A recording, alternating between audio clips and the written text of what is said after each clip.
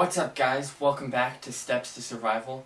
So, I've always been a person who goes through these phases of being super motivated and just having these awesome goals, and I'll get a piece of paper and I'll write down all my goals and everything I want to change about my life, and I'll be super excited.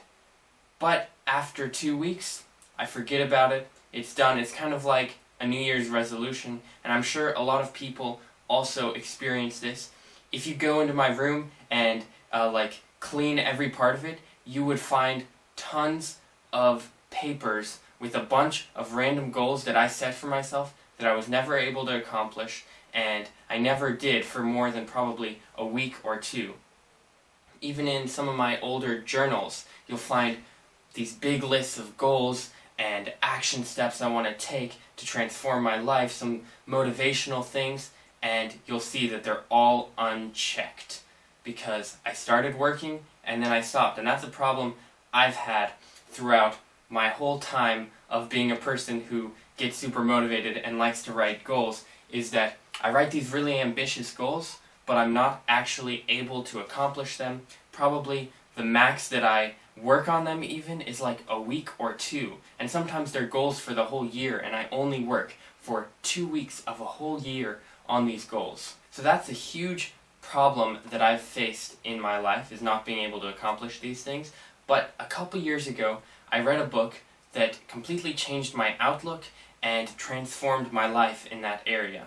The book is called The Compound Effect by Darren Hardy, and it's about how small choices that you make every single day can have a huge compounding effect on your future. These can be good choices and good habits that you do every single day, and if you do them, you'll see huge results in a few months and a few years. But it can also be bad habits and bad things, and if you do them every single day, even if they're very small, they can have huge negative effects on your health and success in the long run. This book made me realize that I was setting my goals way too ambitious, and I needed to scale them down a little bit so that it could just be a good small habit every day that I know I could do, but that also would have this amazing compounding effect on my life.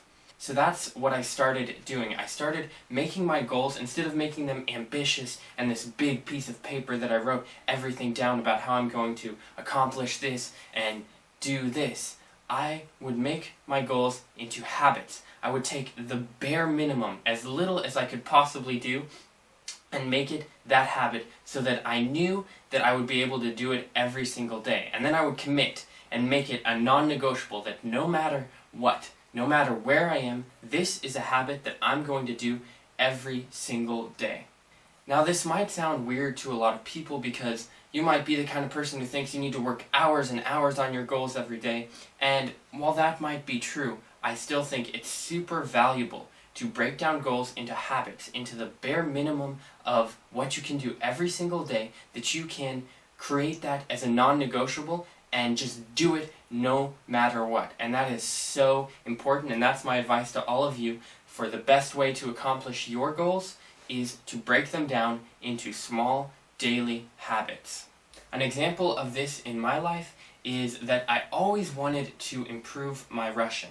So I speak Russian, but I have a lot of grammar mistakes, and I just kind of felt bad about my Russian, and I would always get these big plans of how I'm going to study for hours a day and just work so hard that I'll just have perfect Russian. And of course, I was never able to do that. But once I read this book and figured this thing about small habits, I decided, you know what? I'm going to take the bare minimum, and I got this Russian grammar book that goes through Russian grammar, and it has these little exercises. Probably take less than 5 minutes per exercise that you can just do orally. And I told myself, okay, I'm going to make the habit of every single day, no matter what, non-negotiable, before I go to bed. I can't go to bed until I do one exercise from this book, one grammar exercise.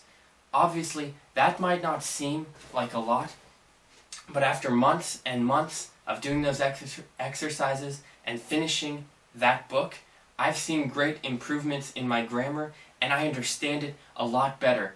And the improvements I've made are so much bigger than they would have been if I had done it for 2 weeks and just studied a ton, because I wasn't consistent. Consistency is really the most important aspect, the most important part of achieving your goals. If you can make a habit and you can be consistent for a year, for 2 years, for 5 years, you're just going to be way ahead of everyone else who's like I used to be and who gets super motivated and then stops actually doing those things. Another habit that I always wanted to do was I wanted to journal. I thought this was really valuable, and it is super valuable, but I would always journal just a little bit and then I would stop because I felt like I had to journal like pages and like write down all my feelings and my thoughts, and it would take forever, and that was my ambition. I wanted to do that and write a lot about the whole day and everything that happened.